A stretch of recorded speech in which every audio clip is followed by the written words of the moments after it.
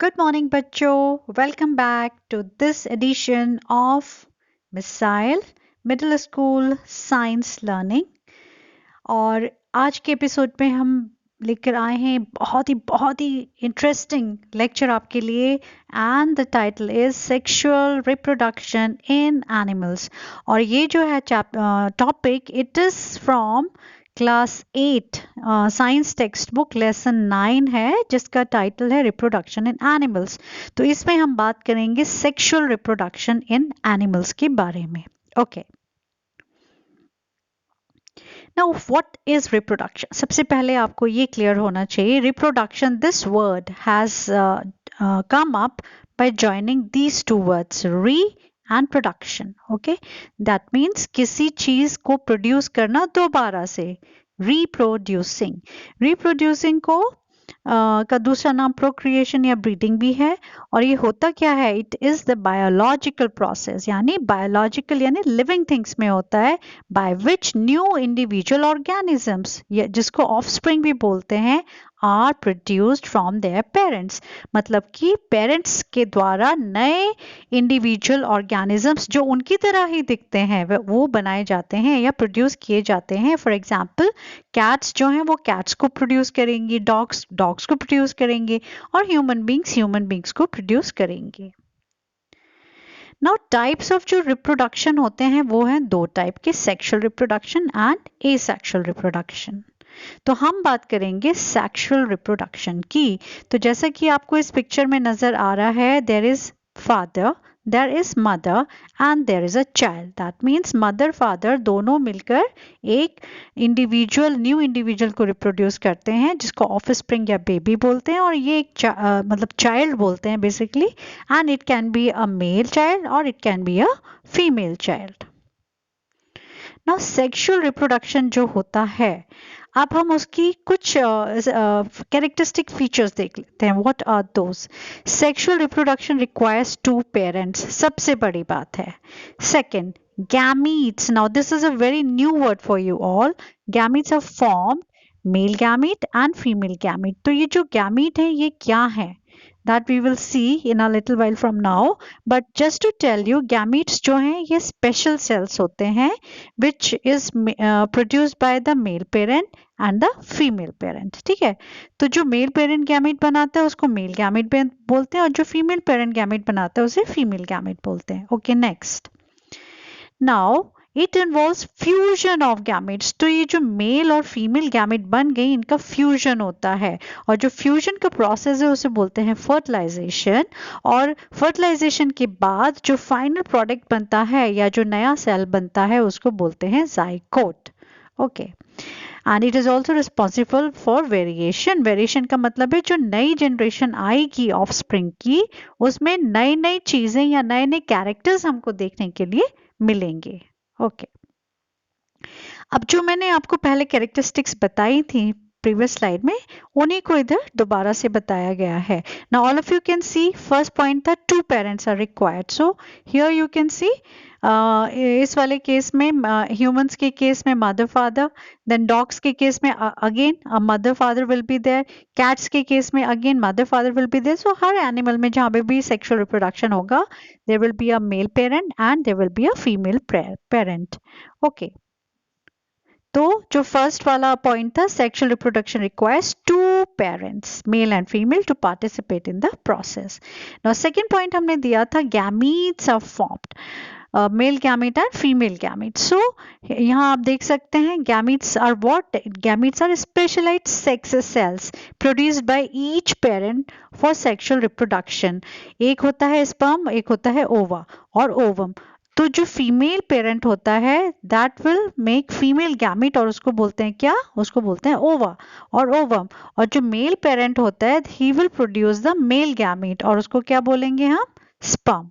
Okay, now next we will see the next point था, it involves the fusion of gametes during fertilization.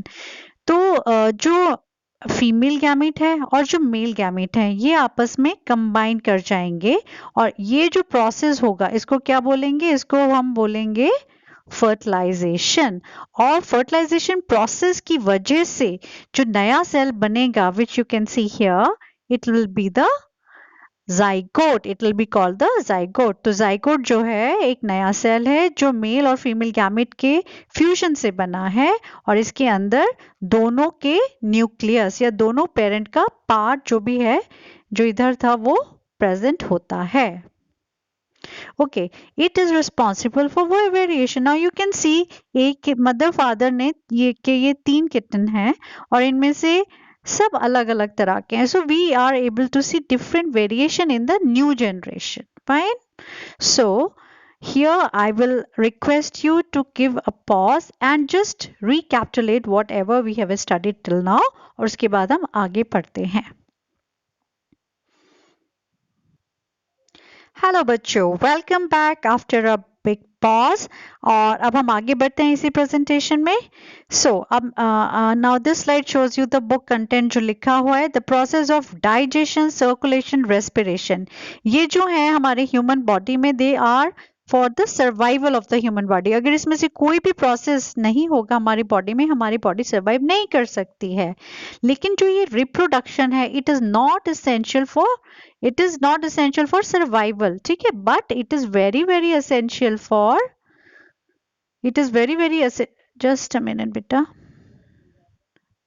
yes, it is very essential for continuation of the species. ठीक है, तो ये जो आपका reproduction है, it is essential process for the continuation of the species, और इसी के द्वारा new individuals of the similar kind are produced. अब आप सोचिए, मान लीजिए अगर कैट्स की स्पीशीज है और उसमें रिप्रोडक्शन नहीं हो रहा है, तो नई जनरेशन बनेगी नहीं, नए कैट्स आएंगे ही नहीं. तो एक दिन वो आएगा कि जब सारे के सारे कैट्स इस दुनिया से खत्म हो जाएंगे, because there is no reproduction happening. So therefore reproduction is very important for continuation of similar kinds of individuals for the survival of a species. Now आगे बुक में क्या लिखते हैं? Recall reproduction in plants, जो हमने sexual reproduction plants में पढ़ा था क्लास 7 में. Remember that plants reproduce sexually, yes, और उसमें male and female reproductive parts होते हैं जिसके द्वारा वो sexually reproduce करते हैं. तो similarly एनिमल्स में भी mail and female reproductive parts होते हैं फॉर सेक्सुअल रिप्रोडक्शन. आगे क्या बोलते हैं? Mails and females have different reproductive parts. Yes. Next, plants reproductive parts in animals also produce gametes. yes, जैसे plants में gametes produce हुई थी मेल एंड फीमेल, ऐसी एनिमल्स में भी होगी, और दोनों फ्यूज करके क्या बनाएंगे? जाइगोट बना देंगे. It is the zygote which develops into an individual. तो जो zygote होता है, that is the cell which will divide and form a new individual of the new generation. Okay, so this zygote is very important, and you can say this is the first cell of the life. Okay, this type of reproduction beginning from the fusion of gamete, male and female gamete, is called sexual reproduction. So this could be the definition of sexual reproduction. अब हम बात करेंगे sexual reproduction in humans के बारे में. तो जैसे कि बताया था, मेल एंड फीमेल, दो पेरेंट चाहिए. मेल के अंदर होगा मेल रिप्रोडक्टिव सिस्टम, फीमेल के अंदर होगा फीमेल रिप्रोडक्टिव सिस्टम. तो जो मेल रिप्रोडक्टिव सिस्टम है, that will form mail gamete, and what will be that? That will be the sperm. Yes, sperm होगा मेल गैमेट. और जो फीमेल के अंदर है, female reproductive system, it will form what? It will form the ovum और the female gamete. अभी हमने देखा था प्रीवियस स्लाइड्स में. नाउ मेल रिप्रोडक्टिव सिस्टम की अगर हम बात करें, तो it includes what all organs? A pair of testis, two sperm ducts and a penis. So these are the three important parts found in the male reproductive system. The testes produce the male gamete called sperm. तो जो male gamete है उसका क्या नाम है? Sperm, and it is produced by the testes. Okay, millions of sperms are produced by the testes. So बहुत large amount में sperms बनाए जाते हैं by the testes. Those sperms are very small in size. Each has a head, middle piece and a tail. So we will just see these things in this slide. Male reproductive system का अभी हम picture देख लेते हैं. This is the male reproductive system. जो हमने पहले organs का नाम पढ़ा था, that is a pair of testes, a penis, or these are the sperm ducts. So these are the three important parts in the male reproductive system. और जो male gamete है और the sperm है, this is the diagram of a sperm. It is produced by testes. Okay. अच्छा, अब हम इसका diagram देख लेते हैं. एक head piece होता है, एक मिडल पीस होता है और एक टेल होती है. So these all three parts combine together and form the sperm. So it is a single cell.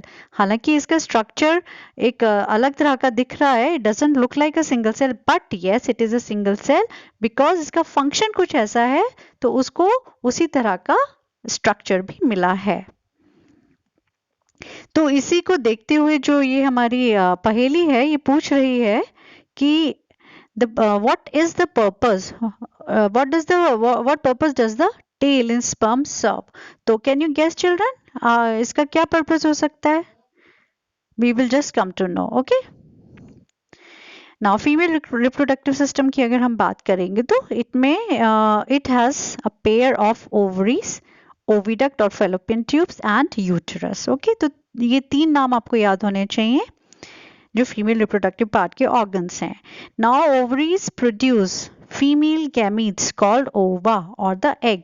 तो फीमेल गैमीट का क्या नाम है? ओवा और the egg. Human beings, a single mature egg is release into the oviduct by one of the ovaries. दो ovary होती हैं और at one time every month only one ovary से एक ओवम निकलता है. Okay, uterus is the part where development of the baby takes place.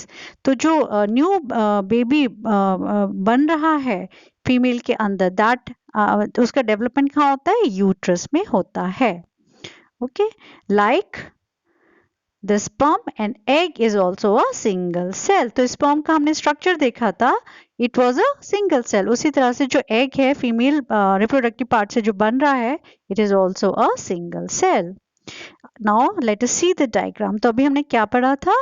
Ovaries होती हैं फीमेल रिप्रोडक्टिव पार्ट में. ये जो ट्यूब लाइक स्ट्रक्चर आपको दिख रहे हैं, ओविडक्ट या फेलोपियन ट्यूब्स, और ये जो मेन स्ट्रक्चर आपको नजर आ रहा है बीच में थोड़ा Solan portion, it is called the uterus. ठीक है, तो जो ओवरीज हैं, ovaries will make what? They will make the female gamete and which is called the ovum. Here you can see the female gamete ovum. और ये जब fuse हो जाएगा मेल गैमीट के साथ और जो जाइगोट बनेगा उसका डेवलपमेंट होगा इस यूट्रस के अंदर. इधर ही वो जाइगोट बनेगा बेबी और इस बेबी का डेवलपमेंट होगा यूट्रस के अंदर.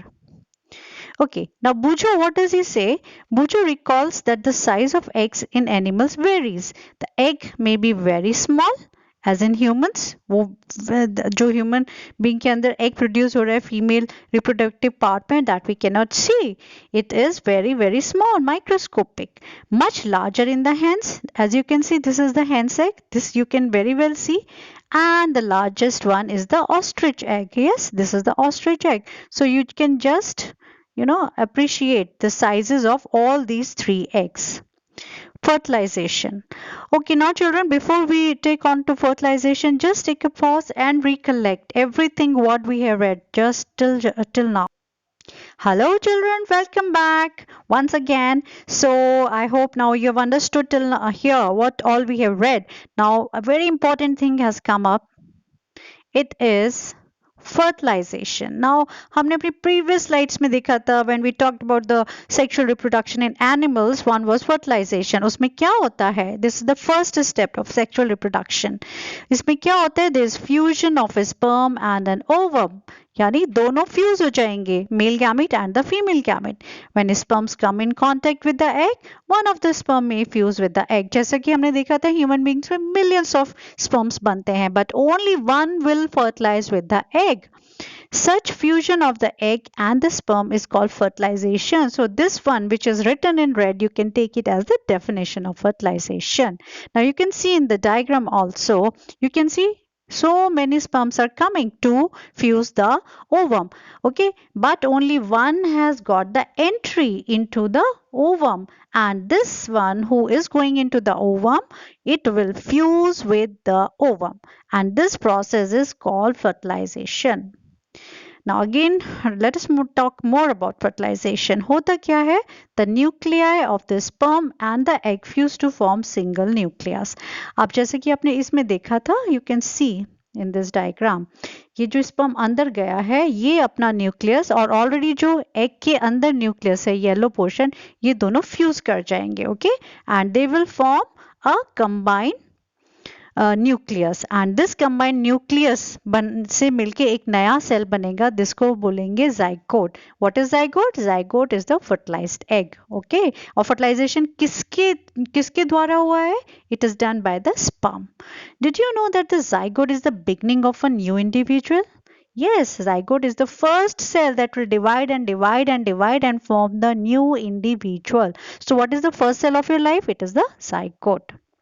Formation of zygote, you can see these are the fusing nuclei. One is male nucleus, sperm का nucleus है, दूसरा ovum का nucleus है, दोनों fuse हो रहे हैं and they are forming the zygote.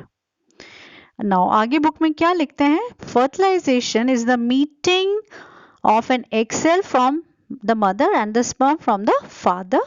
Yes, the new individual inherits some characters from the mother and father. Therefore, क्योंकि mother और father दोनों की न्यूक्लिया आपस में join हो रहे हैं, फ्यूज हो रहे हैं, इसलिए जो नया इंडिविजुअल बनेगा उसमें mother और father दोनों के characteristic features आएंगे. Now look at your brother and sister. See if you can recognize some characters in them similar to those of your mother and father. तभी तो बोलते हैं ना, अरे मेरी बहन के बाल तो बिल्कुल मेरी मम्मा के जैसे हैं. नहीं नहीं, मेरी बहन की आंखें तो बिल्कुल मम्मा जैसे हैं. इस टाइप से we talk. Why? Because they have inherited the characters of their parents. Development of an embryo. Now new word has come up here, embryo. Zygote तक हमें सबको पता था. अब आगे हम देखते हैं. Fertilization results in the formation of zygote, which begins to develop into an embryo. zygote तो बन गया जब दोनों न्यूक्लियाई फ्यूज हो गए. उसके बाद जब ये zygote डिवाइड होएगा, it will form another structure called embryo. The zygote divides repeatedly to give rise a ball of cells. Okay, so this ball of cells, it is what? It is the embryo. Development of an embryo में क्या होता है?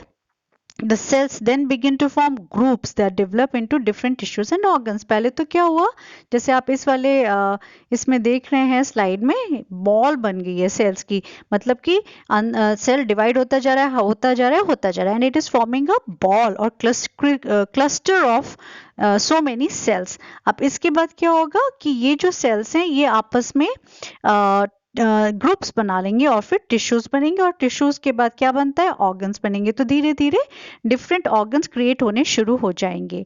This developing structure is termed as embryo. ठीक है, जिसमें एक ऐसा zygote जो डिवाइड करता जा रहा है और उसमें सेल्स बनते जा रहे हैं, उसके बाद टिश्यूज, फिर ऑर्गन्स, और फिर इस वाले स्ट्रक्चर को हम क्या बोल रहे हैं? एम्ब्रियो बोल रहे हैं. नाउ आगे देखते हैं ओव्यूलेशन, फर्टिलाइजेशन और इम्प्लांटेशन. ये तीनों टर्म्स क्या होते हैं? ओव्यूलेशन का मतलब एज यू नाम से पता चल रहा है, मींस जो ओवम है दैट इज बीइंग रिलीज्ड. ठीक है. अच्छा, फर्टिलाइजेशन आप सबको पता है. एंड इम्प्लांटेशन क्या होता है? This is a new term. Implantation का मतलब है जो जाइगोट हमारा बना, okay, it will go and implant itself in the wall of the uterus. implant मतलब जैसे कि हम प्लांट को मिट्टी में लगाते हैं जिससे कि वो आगे ग्रो करना शुरू हो जाए, उसी तरह से जो ये जाइगोट है ये भी यूट्रस की वॉल में जाके खुद को इम्प्लांट करता है. Let us see here. सबसे पहले क्या हुआ? This is the ovary. Ovary क्या रिलीज करेंगी? ओवम हमने पहले पढ़ा था. तो ओवरी ने एग रिलीज किया. ठीक है, ये एग कहाँ आया? ओविडक्ट में आया. यू कैन सी नाउ ये आगे जाता जा रहा है. यहाँ पे इस फेज में क्या हो रहा है? ये वाला पिक्चर है, एक्चुअली एनलार्ज करके देखिए, स्पर्म आके यहाँ पे इसको फ्यूज कर रहा है, एक स्पर्म ने आके फ्यूज कर दिया, तो जो नेक्स्ट स्ट्रक्चर बना उसको हम बोलेंगे जाइगोट।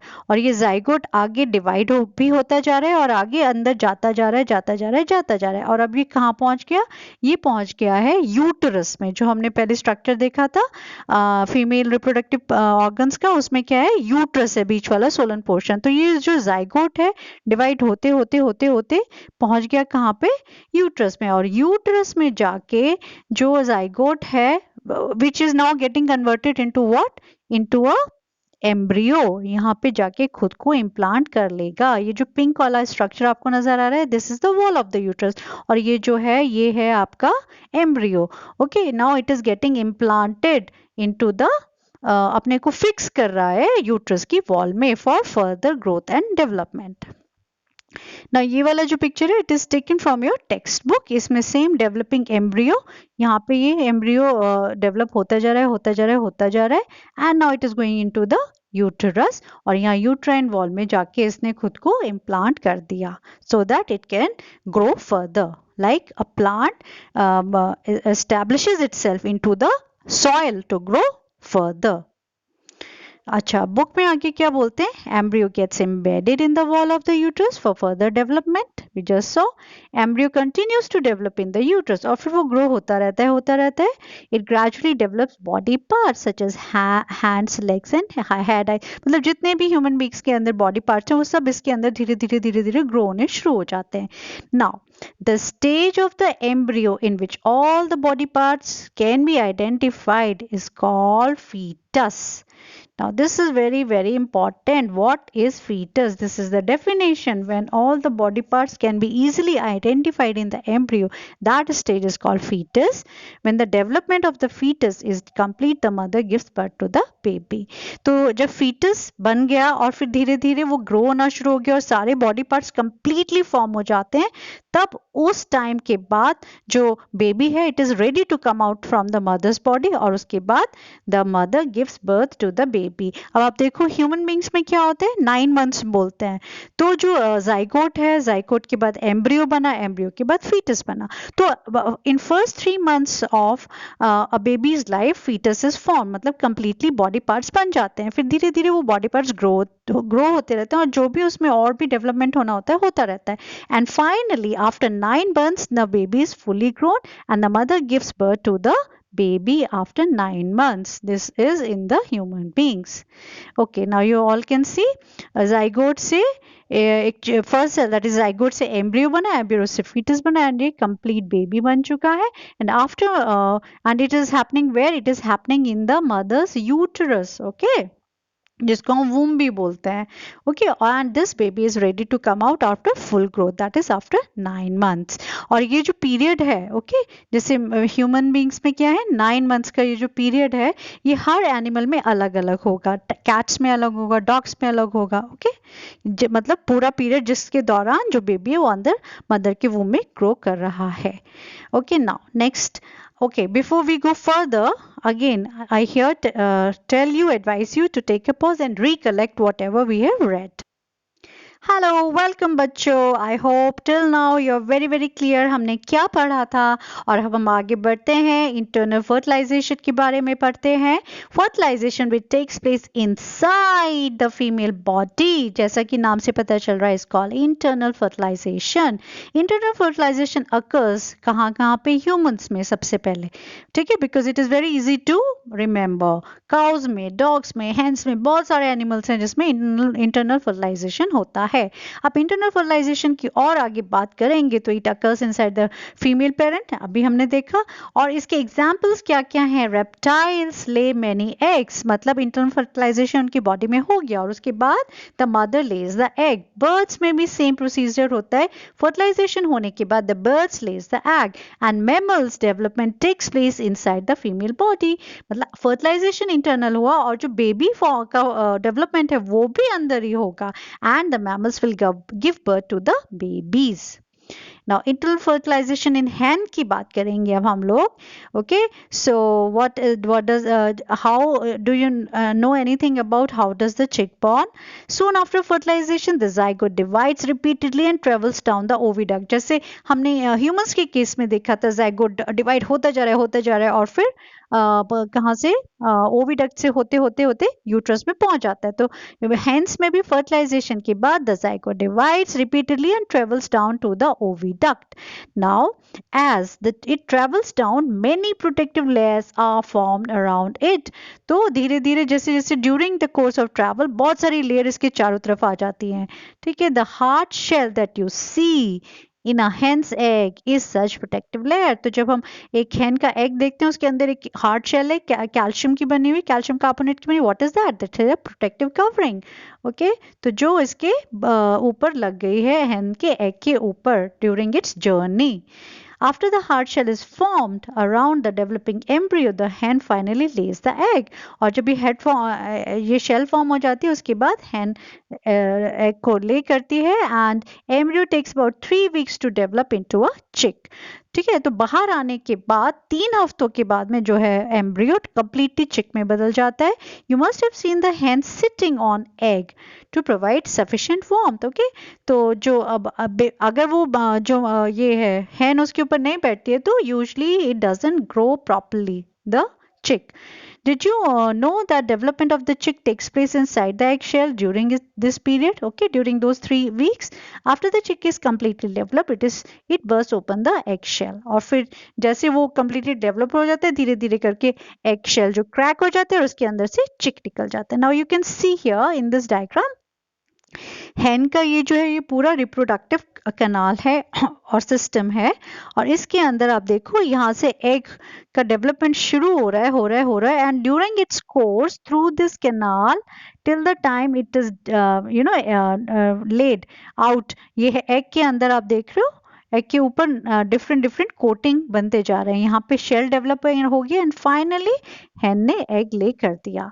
नाउ जैसा अभी हमने स्लाइड में देखा था after 3 weeks of incubation period जब hen उसको उसके ऊपर वार्मथ देने के लिए बैठती है, हैचिंग ऑफ द एग जिसको बोलते हैं, उसके बाद द चिक डेवलप हो जाता है and this shell burst open and we get a good fully form chick. Now ये हुआ internal fertilization की बात. Now let us see what is external fertilization. You will be surprised to know that in many animals fertilization takes place outside the body of the female. अभी तक हमने देखा female की body के अंदर fertilisation हो रहा था, बट फीमेल की बॉडी के बाहर भी फर्टिलाइजेशन हो सकता है. For example it takes place in water. Let us find out. During a spring rainy season, frogs and toads move to the ponds and slow flowing streams. आपने देखा होगा ये सब वहाँ इकट्ठे हो जाते हैं and the female lays hundreds of eggs in that piece of water. अच्छा, अब आप ये देख सकते हो this is so many eggs are being laid by the female in a stagnant water. Unlike hen's eggs, frog's egg is not covered by a shell. एक hard protective covering नहीं होती है. It is just a jelly like thing which holds the egg inside it. Okay, now external fertilization में क्या होता है? The eggs are laid, male deposits sperms over them. अब eggs पहले ले कर दिया, उसके ऊपर ही जो है male अपने sperms release कर देता है. The each sperm swims randomly in water and help to its by its long tail. तो जो sperm का हमने शुरू में structure देखा था, tail होती है, that tail helps it to swim in the water. तो शुरू में पहले ने question पूछा था ना, what is the function of this tail? तो it helps to long tail helps to swim, help the sperm to swim. The sperms come in contact with the egg and results in fertilization. And this type of fertilization, अब आप definition देखिए जो red में लिखा है, where the fusion of a male and female gamete takes place outside the body of the female is called external fertilization. It is very common in aquatic animals such as fish, starfish, and etc., frogs and etc. Okay. Now in this picture you can see ये जो है ये female ने बहुत सारे egg release किए हैं और मेल ने भी इसी जगह में आके बहुत सारे स्पर्म्स रिलीज कर दिए हैं. तो ये जो स्पर्म्स हैं ये जाके एग्स को फर्टिलाइज कर देंगे और जो बेबी ग्रो होगा वो ऐसे ही आउटसाइड द बॉडी ग्रो होगा and fertilization is also outside the female's body. Same thing again is shown here in this picture. External fertilization requires medium such as water which the sperm can use to swim. Yes, अगर water नहीं होगा तो tail होने का कोई फायदा ही नहीं है. Sperm cannot swim. Okay, so it will swim and reach to the egg, and then the external fertilization takes place. Okay now यहाँ पे जो बूझो है वो कुछ पूछ रहा है. Why do fish and frogs lay eggs. अभी हमने देखा था प्रीवियस स्लाइड में, ये देखो हमने देखा था कितने सारे एग्स हैं, hundreds and hundreds of eggs are there. Why, तो जो बूझो है वो यही पूछ रहा है, at a time why so many eggs are there. तो ये पहेली इसका आंसर बता रही है कि all the eggs do not get fertilize and develop into the individual. इतने सारे एग जरूर हैं बट सारे नहीं फर्टिलाइज होंगे. This is because the eggs and sperms get exposed to water, movement, wind, and rainfall. There are other animals in the pond which may feed on eggs.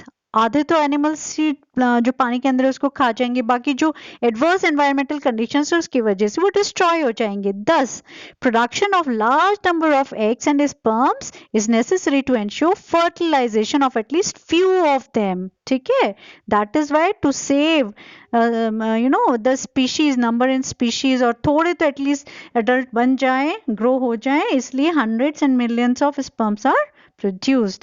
External fertilization की आगे बात करेंगे. Development of the embryo takes place outside the female body.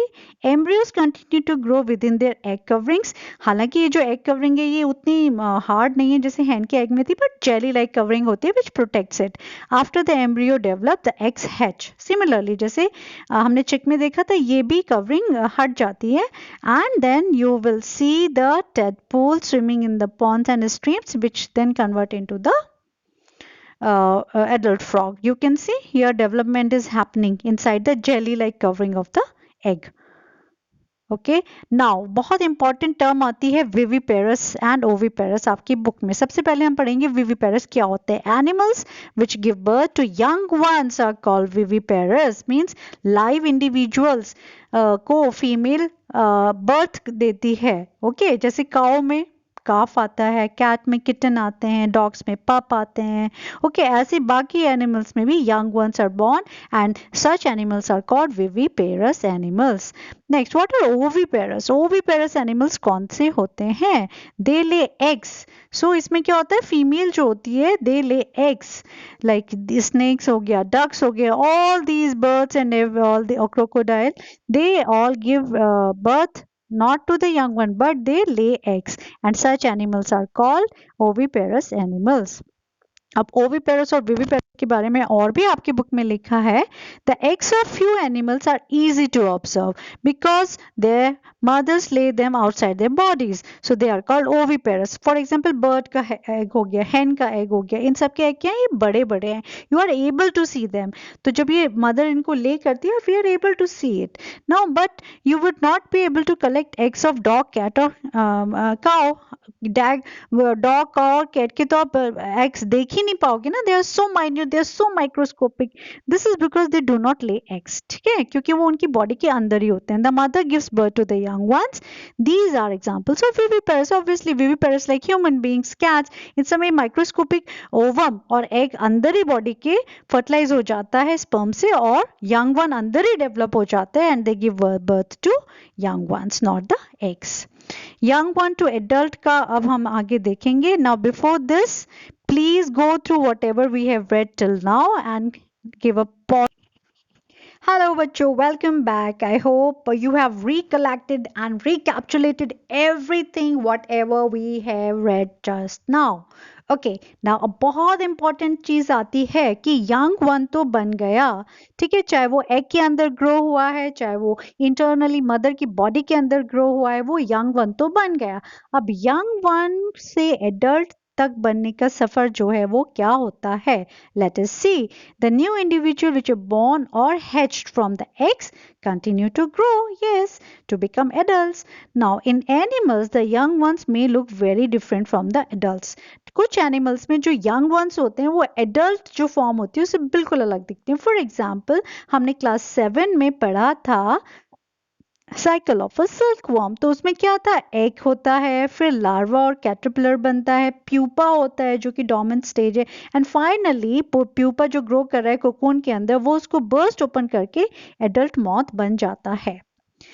ऐसे ही the features that are present in the adult are not found in the young ones। तो जो moth है और जो आपका ये है कैटरपिलर है बिल्कुल डिफरेंट है, they don't look alike. Similarly the tadpoles जो फ्रॉग के केस में होते हैं उसके young ones, they also are totally different from the adult frog. So caterpillar और टेडपोल्स का इसमें इसके बारे में बोला है, you must have seen beautiful moth emerging out of cocoon, just now we have told. In the case of tadpoles they transform into adults capable of jumping and swimming. ठीक है, जो tadpole है वो तो अपने टेल के सहारे swim कर रहा था, बट जब वो ट्रांसफॉर्म हो जाता है एक अडल्ट फ्रॉग में, it is capable of swimming and jumping, जबकि tadpole के केस में ऐसा नहीं था। So now be very careful what is written in the red letters. The transformation of larva into an adult through drastic changes, okay जो उसके drastic changes है externally internally, ठीक है, उसके द्वारा जो ट्रांसफॉर्मेशन होता है उस प्रोसेस को हम क्या बोलते हैं, we call it metamorphosis. Now what is metamorphosis? हमने अभी डेफिनेशन देख लिया। What about the changes that we observe in a body? अब हमारी बॉडी में भी जैसे हम बचपन से बेबी से एडल्ट होते हैं, there are so many changes happening. तो ये बहुत इंपॉर्टेंट क्वेश्चन है। Do you think that we are going undergoing metamorphosis? Yes और नो? Just think.